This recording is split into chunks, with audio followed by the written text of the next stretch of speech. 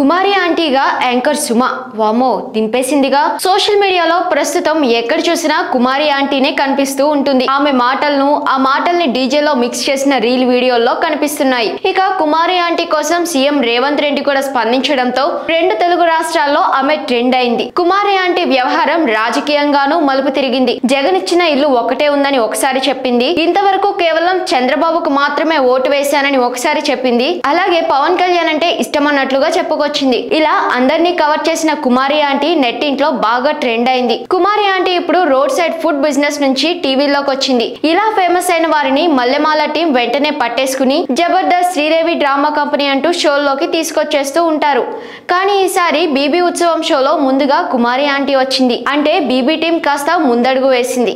BB ఉత్సవంలో కుమారి ఆంటీని తీసుకొచ్చారు. ఇక కుమారి ఆంటీతో అర్జున్, శ్రీముఖిలు కామెడీ చేశారు. 2 లివర్లు ఎక్స్ట్రా అంటూ డైలాగ్ తో సందడి చేశారు. అయితే కుమారి ఆంటీ డీజే సాంగ్ తో సుమ ఇప్పుడు ఓ రీల్ వీడియో చేసింది. ఆ వీడియోలో బ్రహ్మాజీని కూడా ఎడిట్ చేసి పెట్టింది. సుమ అడ్డా షోకి వచ్చిన బ్రహ్మాజీ మాట్లాడిన మాటలను ఇందులో యాడ్ చేసింది. ఇక కుమారి ఆంటీలా మారిపోయిన సుమ ప్రొడక్షన్ వాళ్ళు తెచ్చిన ఫుడ్ ని పట్టుకుని ఈ రీల్ చేసింది. ఈ రీల్ మీద జనాలు రకరకాలుగా మాట్లాడుకుంటున్నారు. ఇలా ఆమెను ట్రోల్ చేసే బదులు ఆమెకు హెల్ప్ చేయండి అని కొందరు, మధ్యలో బ్రహ్మాజీ గారు ఎందుకు వచ్చారని ఇంకొందరు, అబ్బాయి ఏం వాడకమంటూ బ్రహ్మాజీ అనుకుంటాడని మరికొందరు రీల్ మీద కామెంట్లు చేస్తున్నారు.